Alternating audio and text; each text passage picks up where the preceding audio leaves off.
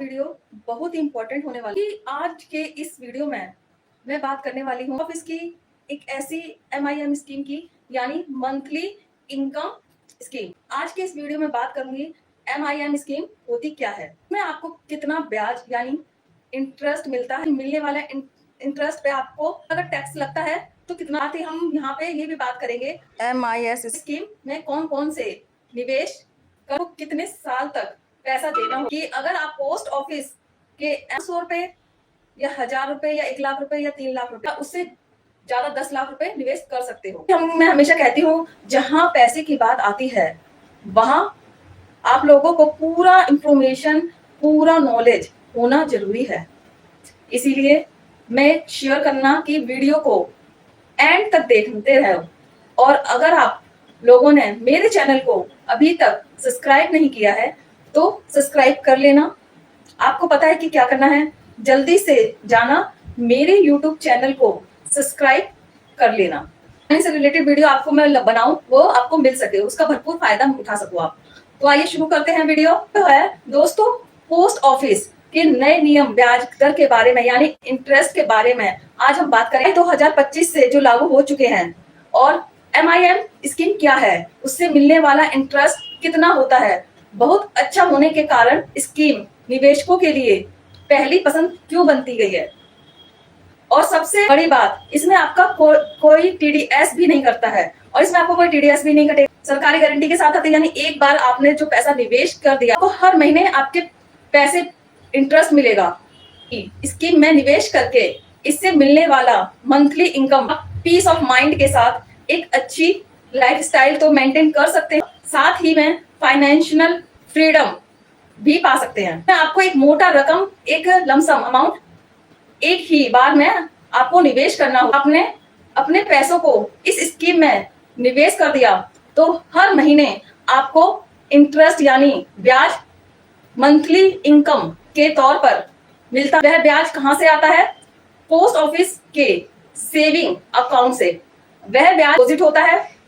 अगर आपको वह पैसे खर्च करने के लिए हर महीने चाहिए तो आप उस पैसों को निकाल सकते हैं और एक अच्छी लाइफस्टाइल मेंटेन कर सकते। आपको वो पैसे नहीं चाहिए करने तो आप उस MIM के स्कीम का इंटरेस्ट है, ब्याज का पैसा जो हर महीने डिपॉजिट होता है आपकी सेविंग अकाउंट में, आप सेविंग अकाउंट में भी रहने दे सकते हैं, जिससे कि आपको उस पे भी ब्याज मिलेगा।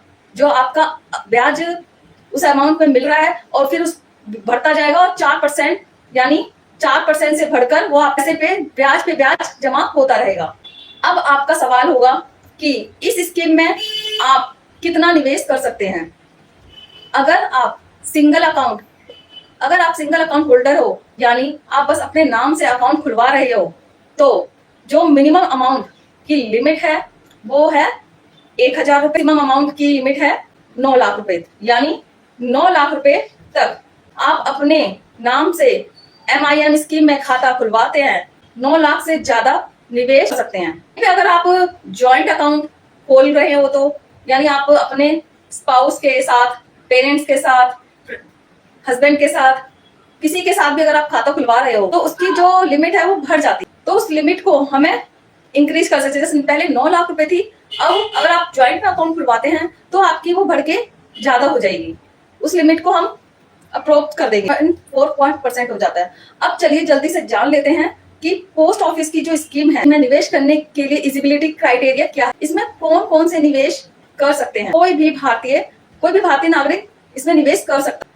अगर आपके घर में कोई बच्चा है और आप उसके नाम से MIM स्कीम में खाता खोलना चाहते हो, बच्चे की उम्र 10 साल से अधिक है और वह सिग्नेचर करना जानता हो, तो आप उसके नाम से MIM स्कीम में खाता खोल सकते हैं। अगर बच्चे की उम्र 10 साल से कम है तो parents on behalf of minor भी आप MIM स्कीम में खाता खोल सकते हैं। अब आपका सवाल होगा कि एक बार आपने MIM स्कीम में निवेश कर दिया, क्या आप अकाउंट को बीच में क्लोज कर सकते हो, यानी क्या आप प्रीमेच्योर क्लोजर या कर सकते हैं। इंपॉर्टेंट बात यह है कि ध्यान से सुनिएगा। एक बार आपने MIM स्कीम में खाता खोल दिया तो आप इसे 1 साल के बाद बंद करा सकते हैं। इसमें पेनल्टी जरूर लगेगी। अब आप वो कितनी पेनल्टी, अगर आप 1 साल के बाद और 3 साल से पहले MIM स्कीम का खाता प्रीमेच्योरली क्लोज कर रहे हैं तो आपको 2% पेनल्टी चार्ज लगेगा। इसको एग्जाम्पल से समझते हैं। जैसे आपने MIM स्कीम में 5 लाख निवेश किया हुआ है और आप इसे 1 साल के बाद या फिर 3 साल से पहले किसी भी इमरजेंसी सिचुएशन में प्रीमेच्योर क्लोजर कर रहे हो, यानी अकाउंट को बीच में बंद कर रहे हो, तो आपको कितनी पेनल्टी के हिसाब से 10,000 रुपए की पेनल्टी लगेगी। आपको 3 साल के बाद या 5 साल से पहले अकाउंट बीच में बंद करते हो तो आपको 1% का चार्ज या 1% की पेनल्टी देनी होगी। तो फिर से एग्जाम्पल लेकर समझते हैं। अगर आपने 5 लाख निवेश करा रखा है तो 1% पेनल्टी के हिसाब से कितना हो गया, 5,000 रुपए।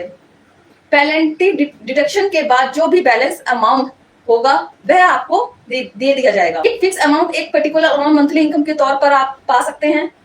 तो शुरुआत करते हैं 1 लाख रुपए से। अगर आप 1 लाख रुपए निवेश करते हैं MIA स्कीम में तो मंथली आपकी कितनी बन जाएगी, हर महीने वह 617 रुपए, यानी 617 रुपए। अगर आप 2 लाख रुपए निवेश करते हैं तो मंथली इनकम आपकी बन के आएगी 133 रुपए, यानी 1233 रुपए बन के आएगी। आप 3 लाख रुपए निवेश करते हो तो हर महीने जो आपको मंथली इनकम मिलेगी वह होगी 1850 रुपए आपको ब्याज मिलेगा 3 लाख के इन्वेस्टमेंट पे। वहीं पे अगर आप बात करें 4 लाख की, 4 लाख अगर आप निवेश करते हो तो जो मंथली इनकम यानी आपकी बनेगी क्या आएगी, वो बनेगी आपकी 2400 रुपए, 2467 रुपए। निवेश करते हो तो जो मंथली इनकम है आपकी 383 रुपए, यानी साल की आपकी हो गई। लाख निवेश पे आपकी करते हो तो मंथली इनकम बन के आएगी वह है 3700 रुपए। आई होप आप इस स्कीम को समझ गए होंगे।